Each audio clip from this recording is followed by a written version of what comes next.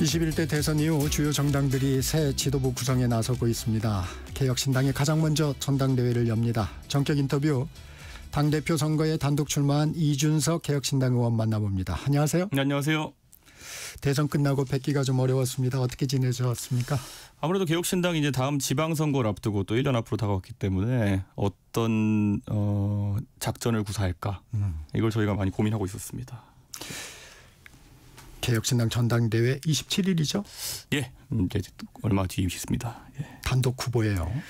이 후보가 막강해서인지 경쟁 후보가 없습니다. 개혁신당 이준석 원톱 체제라는 말도 있습니다. 어떻습니까? 저희가 사실 지난 총선 이후에 저는 국회의원이 되고 그리고 당내에 이제 많은 다른 사람들이 역할을 할 수 있도록 제가 그때도 사실 전당대회 출마하겠다 결심했으면 당원들의 지지가 좀 있었을 겁니다. 그런데 그렇게 하지 않고 다른 인물들이 경험할 기회를 줬는데 사실 그 경험할 기회라는 것을 당원들이 주신 것에 대해 가지고 좀 잘못 이해한 분들이 있었던 것 같아요. 당내에. 그래가지고 저희 개혁신당이 지난 1년 동안 내홍이라면 내홍 그리고 얼마나 또 그랬죠. 황당한 상황들이 있었습니까? 네네. 그리고 결국 그 황당한 사태의 주체는 본색을 드러내지 않았습니까? 그러니까 저는 이런 걸 보면서 우리 당원들께서 저에게 좀 책임감 있는 자세를 요구하시는 분들이 많아졌다. 네, 그래서 제가 이번에 역할을 마다하지 않겠다는 생각했습니다. 앞서도 잠깐 언급하셨는데 당대표가 되시면 내년 지방선거를 준비해야 할 텐데 염두에 둔 계획 좀 소개해 주실 수 있나요? 이번에 개혁신당이 대선을 통해서 증명한 것은 결국 미래지향적인 젊은 세대들의 관심이 많았다라는 것이거든요. 그러면 이 지지에 보답하기 위해서는 그분들이 현실 정치에 뛰어들 수 있는 공간을 만들어내는 것이 저희의 역할입니다. 그렇기 때문에 그 부분에서 첫째로는 정치를 어렵게 생각하지 않도록 저희가 최대한 좀 그런 간소화 절차라든지 공천부터 선거 참여라든지 이런 것들을 간소화하는 것도 필요하고 두 번째로는 재정적 부담을 적게 하고도 선거에 뛰어들 수 있는 그런 환경을 만들어야 된다. 그러기 위해서는 최근에 이제 화두가 되는 AI나 아니면 최신 기술들을 활용해 가지고 선거에서도 일정한 혁명을 만들어내는 게 저희의 그 숙명이고 그래서 제가 지난 한 달여 동안 그 방향에서 엄청나게 지금 여러 가지 시도를 하고 있습니다. 젊은 세대의 참여 그리고 참여를 쉽게 할 수 있는 시스템. 그렇죠. 비용면 그리고 편의성 면에서 둘 다 그렇게 해야죠. 정견 발표에서 이념이 아닌 실력 정당을 만들겠다고 강조하셨는데 구체적으로 어떻게 하겠다는 건가요? 저는 제가 2022년에 국민의힘 당대표 할 때부터 새로운 아젠다들이 필요하다. 우리가 개발이냐 아니냐. 뭐 법치냐 아니냐 뭐 이런 상투적인 보수의 담론으로는 더 이상 확장하기 어렵다는 얘기를 해왔고 그래서 여러 사회 이슈들을 이제 끌어들였던 것이거든요. 네. 그 안엔 젠더도 있었던 것이고 어떤 분은 제가 젠더 갈등 만들었다는 분도 있지만은 사실 문재인 정부 때 그게 극심했기 때문에 젊은 남성들 중심으로 이것을 해결하자는 움직임이 있었던 겁니다. 그런데 그런 것들을 정당의 담론을 삼는 게 중요하고 이번에는 또 연금이 또 하나의 화두로 떠올랐습니다. 지금 대선 이후에 연금에 대한 문제가 다시 논의가 안 되고 있는 상황이거든요. 특위가 구성이 돼 있지 않습니까? 특위는 있지만 사실 여기서 그러면 젊은 세대가 바라는 것처럼 신연금과 구연금을 분리해서 미래 세대의 부담을 줄인다든지 이런 논의가 될 거라고 보지는 않습니다. 그렇기 때문에 개혁신당이 그런 아젠다들을 꾸준히 발굴해서 끌어올려야 된다라는 그런 문제의식을 갖고 있습니다. 정치인이 다시 신뢰받는 직업이 될 수 있도록 하겠다 이런 말도 하셨어요. 어떤 맥락인가요? 이번에 특검이나 이런 과정을 보면서 뭐 여러 가지 정치의 어두운 면도 드러날 것이고요. 또 야당을 주장하는 것처럼 또다시 정치 보복의 형태도 어느 정도 있을지도 모르고요. 저는 이런 것들이 국민들에게 주는 어떤 충격이 있을 거라 봅니다. 그럼 그 과정 중에서 어떤 새로운 정치의 장을 만들 것인가 중요하고 적어도 개혁신당이 증명한 것은 저희가 양당에 비해 가지고 한 20분의 1 정도나 10분의 1 정도의 비용을 쓰고도 대선을 치러낸다. 이런 것들은 저희가 이제 항상 지향해왔던 그런 새로운 정치의 모습이라고 생각하거든요. 이번에 그렇게 하셨다고 당에서 그렇죠. 밝혔습니다. 그러니까 지금까지 보면은 기성 정당들은 야 이준석이가 어떻게 저 해가지고 대선 치러낼 수나 있겠냐. 당세도 약하고 뭐 돈도 부족할 텐데. 그럼 저희는 애초에 그런 식의 선거를 치를 생각이 없었어요. 그게 정치 문화의 변화이고 돈 없어도 정치할 수 있고 그리고 또 메시지로 또 승부할 수 있고 이런 것들을 만들어내는 게 다시 정치인이 신뢰받는 방법이 아닐까 생각합니다. 지난 대선에서 득표율 8.34%였습니다. 대선 전으로 당원에 좀 변화가 있습니까? 당원이 저희가 한 6, 7만 명대에서 지금 12만 명대까지 갔거든요. 네. 그렇기 때문에 2배 정도 늘어났고요. 그에 따라서 당원들도 그리고 성취감이 있습니다. 지난 총선과 대선을 이번에 완전하게 치러내면서 결국은 우리도 이제 당으로서의 기능을 충분히 할 수 있다. 확신이 생겼고 그래서 당원들에게 더 많은 역할을 이제 드릴 수 있도록 제가 만약 당대표가 된다면 저희가 고민할 겁니다. 두 자릿수에 대한 아쉬움은 지금도 있으시죠? 크죠. 그런데 아무래도 사표 방지 심리라고 하는 것은 굉장히 강하게 동작할 수밖에 없는 것이고 저희가 이제 미디어 환경이 변한 상황 속에서 많은 분들이 얘기하는 3차 토론이나 이런 것도 사실 지금까지 우리 정치권에서 논의됐던 다른 아젠다들 뭐 지지난 대선으로 돌아보시면은 돼지 그렇죠. 발정제도 기억날 것이고 당장 이번 대선에만 해도 모당의 경선에서는 뭐 춘향이 어쩌는 얘기 이런 것부터 해서 네. 여러 가지 이야기가 나왔고 사실 이번에 3차 토론에서 무슨 젓가락벌이냐 하는 것도 나왔지만은 이 기준이라는 거는 사실 아무도 정한 적이 없습니다. 뭐가 되고 안 되고 예를 들어 공중파 지상파에서 이렇게 했다 얘기하지만은 예를 들어 그럼 보도 중심으로 봤을 때 우리가 예전에 뭐 조두순 씨가 한 아주 극악무도한 일에 대해서 우리 국민들이 그게 무슨 일인지 알고 있지 않습니까? 그건 왜냐하면 보도가 됐기 때문이거든요. 그 내용이 적나라하게. 그건 저는 제가 그런 일을 한 것도 아니고 어떤 걸 소개하는 과정에 그런 말이 있었기 때문에 저에 대해서 그렇게 얘기한다. 뭐 당연히 이거에 대해서 국민들이 이제 지적하시니까 저도 그럼 다음부터는 그런 기준을 어느 정도 엄격하게 보겠다 하지만은 아무도 기준 정한 적이 없습니다. 사후적인 그런 이야기들이 나오는 거거든요. 그게 그런데 아무래도 1당, 2당의 위치와 또 3당의 위치는 다르기 때문에 네. 그런 데서 저희가 융단 폭격 맞는 건 어쩔 수 없는 거지만은 저는 그래서 이번에 아마 미디어에 대한 전략 같은 것도 개혁신당이 좀 새롭게 세우지 않을까 생각합니다. 지금 대선 3차 토론 얘기도 하셨으니까 이 얘기 여쭤보겠습니다. 네. 한국여성단체연합이 상대 후보를 공격하기 위해서 여성의 신체에 대한 폭력을 묘사하는 언어 성폭력을 저질렀다면서 의원직 제명 요구하는 국민동의 청원을 올렸고 60만 명이 넘는 동의를 받으며 마감을 했습니다. 이 부분은 좀 어떤 말씀 주시겠습니까?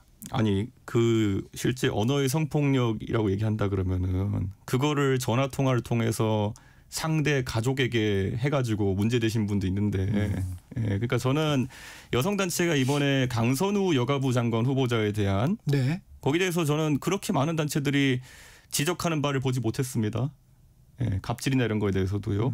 그 외에도 보면은 사실 저한테 언어 성폭력이 할 것 같으면은 뭐 앞으로 그런 극악무도한 범죄나 이런 것들을 보도한 언론에도 똑같은 지적을 할 것인지 약간 궁금하고 내로남불하지 않았으면 좋겠다 그런 생각이고요. 다시 한 번 말씀드리지만은 저는 이번에 되어가지고요 그 표현할 때 더 순화해서 하겠죠. 예. 그런데 그것과 관계로 그거 하면 안 된다라고 지적당한 거는 글쎄요 지금 수많은 그런 범죄 보도도 있었고 정치 토론회장에서도 그런 얘기가 많았음에도 불구하고 글쎄요 누가 세운 기준인지 모르겠지만은 하여튼 사후적으로라도 그 부분을 제가 지적받았으니까 앞으로는 그런 걸 굉장히 순화하겠죠. 그런데 어떻게 그 발언을 더 순화할 수 있을지는 잘 모르겠습니다만 그러니까 이런 게 저는 이번에 이재명 정부에서 장관 후보자들 논란이 나오는 걸 보면서 그냥 이렇게 한번 보시죠. 예를 들어 강선우 후보자에게 제기했던 의혹이 예를 들어 여권의 집중 포화를 받는 대상 예를 들어 나경원 의원께서 그럴 리가 없지만 나경원 의원께서 그런 일에 많이 연루됐다고 한다면은 제 생각에 여성단체도 그렇고 뭐 여기저기 단체에서 이미 성명 많이 냈을 것 같거든요. 예, 저는 이건 좀 짚어볼 문제라 생각합니다. 지금 국회 윤리위원회가 구성돼 있지 않죠? 예, 구성돼 있습니다. 그러면 이 상황은 지금 어떻게 되는 겁니까? 윤리위원회 구성되면은 앞에 뭐 저 앞에 17명인가 뭐 있다 그러더라고요. 네. 윤리위 제소권이. 네. 그거 다 심사해야겠죠, 같이. 네. 이준석 의원과 개혁신당 특히 2030 남성의 지지가 큰 것으로 분석이 됩니다. 그 이유는 뭐라고 보십니까? 지금 그 대선 이후에 보시면요. 2030 남성이 이재명 후보를 안 찍었다는 이유만으로 몇몇 친정부 언론들에서 굉장히 2030 남성들은 뭐 극우로 묘사합니다. 그런 보도들이 줄을 잇고 있거든요. 또 언론사들이 자신 있게 본인 이름도 한 것 때문에 어디 학자 한 명 끌어다가 글쓰기 하면서 뭐 2030 남성은 왜 극우화된 그러니까 2030 남성 중에서요. 계엄에 반대하고 탄핵에 찬성했던 사람들이 보통 개혁신당 지지자입니다. 그러니까 애초에 분석 자체를 엉터리로 하고 있는 거예요. 2030 남성이 극우였으면 왜 이준석을 찍습니까? 극우면은 다 가서 김문수 후보만 찍어야죠. 그런 프레임 작업들이 지금 있다. 그러니까 이게 흔히 이제 우리가 갈라치기라는 단어를 네. 제가 어디 남에게 대해서 갈라치기라고 지적하는 거 본 적 없으시잖아요. 머릿속에 갈라치기밖에 없는 사람들이 남보고 계속 갈라치기라 하는 겁니다. 그러니까 지금 아마 머릿속에는 예전에 보면 김대중 대통령께서 정치하던 시절에 보면은 호남을 지역적으로 고립시키기 위한 여러 가지 그 움직임이 있었습니다. 그래가지고 뭐 인사에서도 불이익을 받는 경우가 있었고 네. 그냥 속설상으로 호남 사람은 저래 이런 식으로 뭐 언론에서 통용되기도 했고 그러던 시절도 있었지만은 지금도 보면은 또 2030 남성은 뭐 극우다 뭐 이런 프레임 만들려고 그게 아까 말했던 것처럼 머릿속에 그런 것밖에 없는 사람들이 그런 프레임 만드는 겁니다. 이준석 의원이 갈라치기를 하는 게 아니고 네. 그런 생각을 가지신 분들이 그러니까 냉정하게 이런 거죠. 제가 2030 남성을 위해서 정책을 내놓은 것이 예를 들어서 뭐 남성 우월적인 정책이나 여성에게 차별적인 정책을 내놓은 것이 단 하나로 있으면 예시를 들어보면 된다. 그런 게 없거든요. 그러니까 저는 예를 들어 여가부 폐지 얘기하는 분이 있는데요. 네. 이번에 여가부 폐지는 아마 이재명 대통령께서 지금 당위를 만들어주고 계신 게 아닌가. 장관 임명할 사람도 저 민주당에서도 없는 거잖아요. 그러니까 지금 이재명 대통령의 고민은 이런 겁니다. 본인이 여성단체 운영하고 이런 사람들을 이제 여가부 장관 앉히려고 보니 지난 대선에서 경험했던 것처럼 또 그런 정책 때문에 본인이 지지율 왕창 빠질 거를 걱정하고 그럼 무색무취하는 다선 의원 정도 되는 민주당 의원을 넣자 하니 이런 일이 터진 거고 저는 그 고민을 하고 계시다 이렇게 생각합니다. 그러니까 이재명 대통령의 마음속에서도 지금 여가부 장관은 아마 계륵 같은 자리가 되지 않았을까 생각합니다. 이 의원님 당대표가 되시면 예. 지지층도 이제 확산해야 예. 될 텐데 어떻게 좀 풀어가시겠습니까? 저는 개혁신당 입장에서는 이번에 30대, 20대 여성에서도 사실 평균 지지율보다 잘 네네. 나왔다라는 분석이 많거든요. 네. 근데 이게 원래 그랬어요. 그러니까 저희가 40대 남성보다 30대, 20대 여성 지지율이 높습니다. 그러니까 이 의미가 제가 예전에 국민의힘 당대표 할 때도 윤핵관들이 만들어 놓은 프레임 뭐냐면 이준석이 때문에 여성 지지율이 안 나온다 이런 건데 이준석이 당대표 할 때 2030 여성 지지율이 제일 높았습니다. 그 시기에. 그러니까 제가 냉정하게 말씀드리면요. 그러니까 국민 여러분도 보셔야 되는 것이 이런 정치권의 서로 프레임 씌우기와 그걸 그냥 가십성 기사로 소비하시는 경우에 이게 본질이 사라져버릴 가능성이 있거든요. 그러니까 저는 예전에 이런 거죠. 김대중 대통령이 뭐 소위 말하는 공산주의자였느냐. 지나고 보면 오히려 김대중 대통령 때 경제 정책을 보면은 오히려 기업 구조조정이라든지 이런 것들을 당시에 그런 상황이 있었겠지만 할 수밖에 없었던 것처럼 지나고 보면 안 그런 거거든요. 뭐 그런 프레임 하나하나 때문에 우리가 정치를 바라보기 시작하면은 그거야말로 정치꾼들에게 휘둘리는 거다. 전 그렇게 생각합니다. 근데 지금 거대 양당 체제인데 예. 추구하시는 정책 어떻게 추진할 수 있을까요? 저는 결국 이번에 대선을 통해 가지고 득표를 국민들이 오묘하게 주셨다고 생각하는 것이 결국 이재명 대통령은 탄핵 대선인데도 불구하고 과반 득표에 실패했습니다. 그것이 의미하는 바가 물론 지금 이제 한의문 기간이기 때문에 이재명 대통령의 지지율이 다시 올라서 또 60%를 기록한 조사들이 나오고 있긴 하지만 네. 저는 이 한의문 기간이 지나고 나면 또다시 국민들이 아주 균형자 역할을 하실 것이라 저는 생각합니다. 그럼 그 과정 중에서 개혁신당이 가진 지지율이라는 것이 다만 몇 퍼센트 있는 것 관계없이 충분히 캐스팅 보트 역할을 할 수 있는 위치가 될 것이다 라는 생각을 합니다. 허니문 구간이 끝나면 정책에서 캐스팅 보트 역할을 할 수 있을 것이다. 그렇습니다. 민주당의 최근의 상승세 이 지지율은 좀 어떻게 보십니까? 국민의힘이 너무 못해서 그런가요? 윤석열 대통령에 대한 이제 단절을 많은 분이 얘기하는데요. 저는 윤석열 대통령에 대한 단절을 뭐 이렇게 능동적으로 국민의힘이 네. 할 게 아니라 소위 말하는 먹금이라 하죠. 네. 먹이를 주는 것을 금지한다. 뭐 이렇게 얘기하는 그냥 용어인데 네. 윤석열 대통령에 대한 얘기를 아예 언급하지 않는 게 베스트일 것이다. 국민의힘 입장에서는 뭐 그런 측면인데 지금은 그걸 못 하고 있어요. 윤석열 대통령이 구속된 다음에 거기에 대해서 왜 평가를 그렇게 합니까? 저는 윤석열 대통령은 앞으로 사법적인 절차가 남아있을 뿐이고 이미 일정 부분 국민들은 판단을 끝냈다 봅니다. 그러면은 각 정당들이 경쟁해야 될 것은 윤석열에 대한 경쟁이 아니라 지금 제가 이번에 다음 주에 한미의원연맹 소속으로 제가 미국 출장을 좀 다녀오게 되어 있는데요. 네네. 한미 관계가 생각보다 지금 심각합니다. 이것은 제가 뭐 어디에 제가 책임을 물어야 된다 이런 얘기가 아니라요. 트럼프 대통령의 돌발성이나 이런 것 때문에 우리가 맞이하고 있는 위협이 크거든요. 이럴 때 양당이 대안 경쟁을 한다든지 이런 모습이 보여야 되는 거. 안 되면 이제 저희 3당에서 또 이제 역할을 또 하는 거지만은 이런 구조화에서 누가 1당이든 2당이든 3당이든 현실적인 대안을 내놓느냐가 관건이 될 것이다 이렇게 봅니다. 출장을 가신다고 그랬는데 예. 특별한 현안이 있으신가요? 관세가 굉장히 중요하고요. 네. 저희가 한미 의원연맹을 통해 가지고 의원 얘기를 좀 활성화시켰겠다 이런 생각을 하고 있고요. 당장 이제 위성락 의원도 이제 다녀오시고 위성희 시장도 다녀오시고 지금 김종인 위원장도 특사로 이제 내정이 되셨다가 지금 뭐 말이 네. 여러 가지 오가고 있는데 미국 측에서 내세우는 조건들이 그렇게 녹록치 않은 거로 그렇게 알고 있습니다. 그래서 저희가 그 부분을 정확히 또 파악해내는 게 저희 의원연맹의 과제가 아닐까 싶습니다. 다른 당이지만 국내임 상황 네. 지금 윤희숙 혁신위 어떻게 보고 계십니까? 혁신이라는 건요. 저는 제가 윤핵관 좋아할 일 없지 않습니까? 그런데 만약에 인적 청산 같은 걸 고리로 해가지고 혁신하려 그러면요. 일 되지가 않습니다. 지금 그것이 잣대 아닌가요? 인적 쇄신을 할 수 있느냐 없느냐가. 총선이 앞으로 3년 남았는데 무슨 수로 인적 청산을 합니까? 예를 들어 의원들한테 예를 들어 윤핵관이 있다 해서 뭐 잡아가두지 않는 이상 누군가가 다른 주체가 너 나가 그러면 나갈 사람이 누가 있습니까? 그러니까 이 안 되는 걸로 3년 동안 줄다리기 하다 보면은 그냥 그 당은 이제 회복 불가능한 상태에 가는 거죠.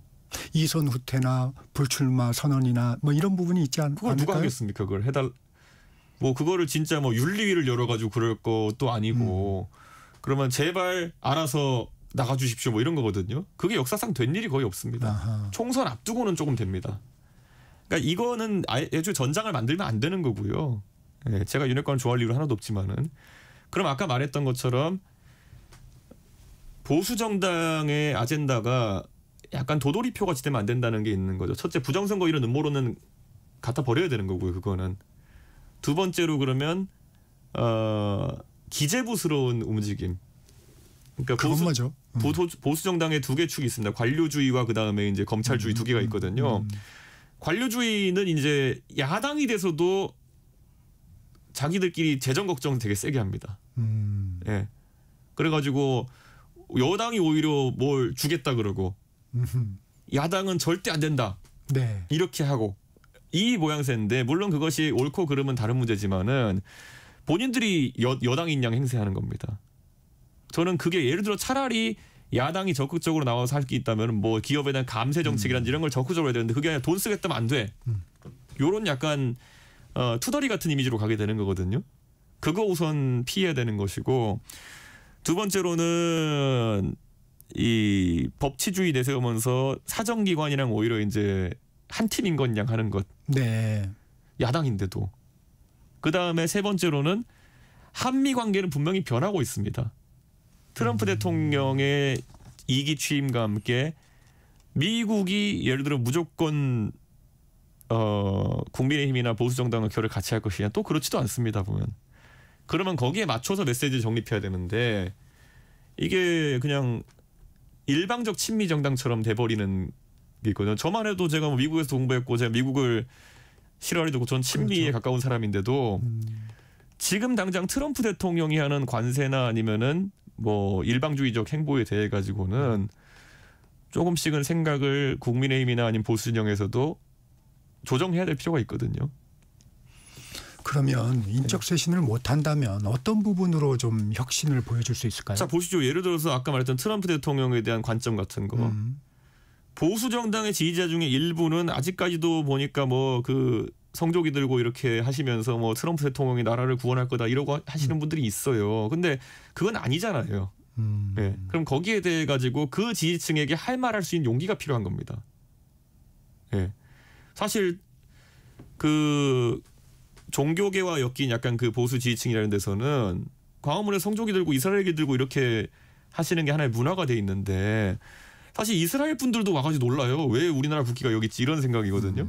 그러니까 저는 이런 거에 대해 가지고 보수 정당이 굉장히 이제 생각을 좀 전환해서 외교적인 관점도 바꿔야 된다. 안 그러면은 이 지역을 오히려 이 지대를 오히려 민주당이나 다른 정당이 점령하게 되면은 애매한 상황이 될 거다. 저는 걱정입니다. 좀 이게 관성을 떨쳐내는 게 쉽지 않은데 아직도 관성에 따라 좀 움직이는 것 같습니다. 그래서 돌파구로 전당원 투표를 생각한 것 같은데 그런 방식은 어떻습니까? 의미 없습니다. 네. 이거는 지금의 리더십에서도 할 수 있는 문제고 그 리더십에 있는 사람들이 정책의 방향 전환을 하자고 해야 되는 것이지 전당원 투표해가지고 뭐 혁신안을 통과시키고 아무 의미 없습니다. 그거는. 예, 그들 안에서의 나름의 그냥 그 운동장인 것이지 역설적으로 민주당에서 무슨 투표했다고 해서 하나도 관심 없습니다. 제가 정치 고관여층 중에 최고 고관여층인데도 가끔 민주당에서 무슨 본인들 당원 바꾼다 그래서 네. 당내 투표하고 하나도 관심 없고 어떻게 진행된지 모릅니다. 그러니까 결국에는 다만 민주당이 어떤 정책을 가지고 예를 들어 금투세를 가지고 나와서 붙는다. 네. 이런 거는 국민들의 삶에 영향을 주는 거기 때문에 전선이 생기고 저도 관심을 갖고 거기에 반박하고 이렇게 하지만은 민주당에서 뭐 당원 84조를 바꿔가지고 어떻게 하기 위해서 자기들끼리 싸운다. 저 아무 관심 없습니다.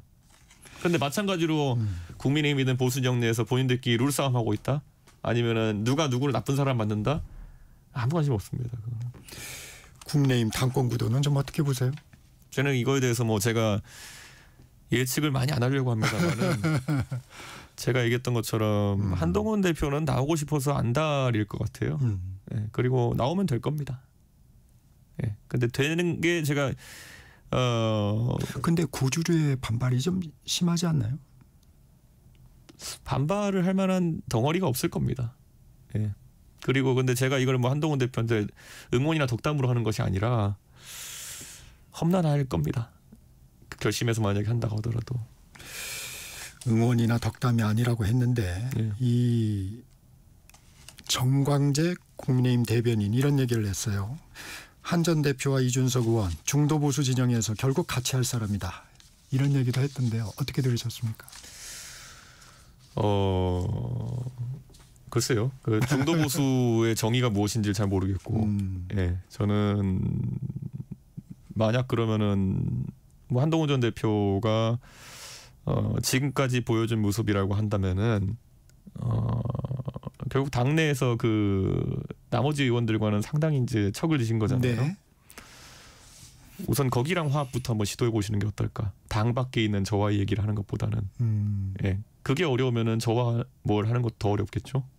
당 밖에 있는 사람이. 오세훈 서울시장도 예. 국민의힘이 역사적인 소명의식을 가져야 될 시점이다. 이런 얘기를 하시면서 개혁신당과 합당도 방법이 될 수 있을 것이다. 이런 얘기를 했는데 이건 또 어떻게 받아들여야 됩니까? 오 시장님이나 홍 시장님은 저랑 워낙 이제 네. 친소 관계가 있기 때문에 네네. 그분들이 하시는 말은 다 저는 선의로 받아들입니다. 우선.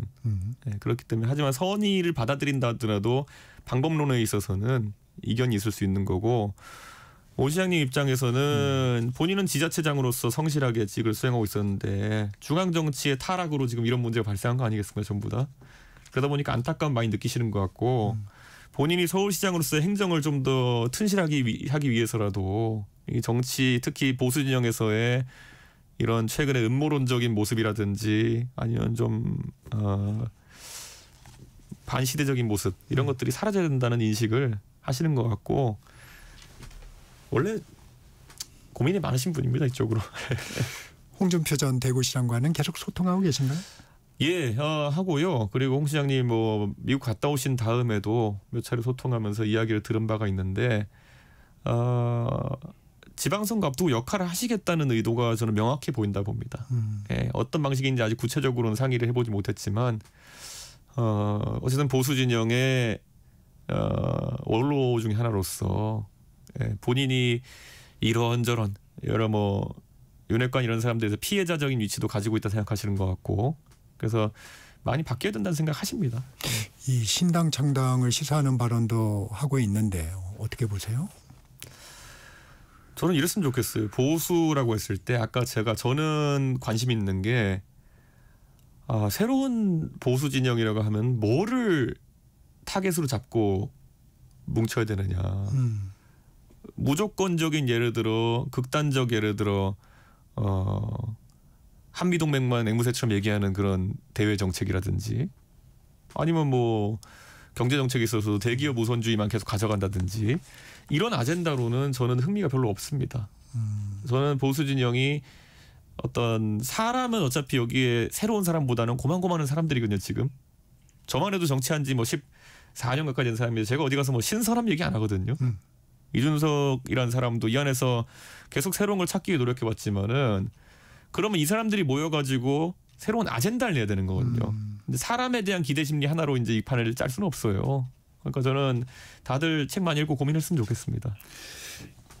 짧게 하나 여쭙겠습니다. 안철수 의원 당권 출마를 했는데 어떻습니까? 저는 안철수 의원하고 지난 대선 과정에서 서로 간의 오해를 좀 풀자고 하고 이렇게 했는데 계엄에 대해서 초기부터 아주 선명하게 반대하고 최근에 AI나 이런 트렌드에 맞게 지향점에 가져갈 수 있는 분은 안철수 의원이 국민의힘에선 유일해 보인다.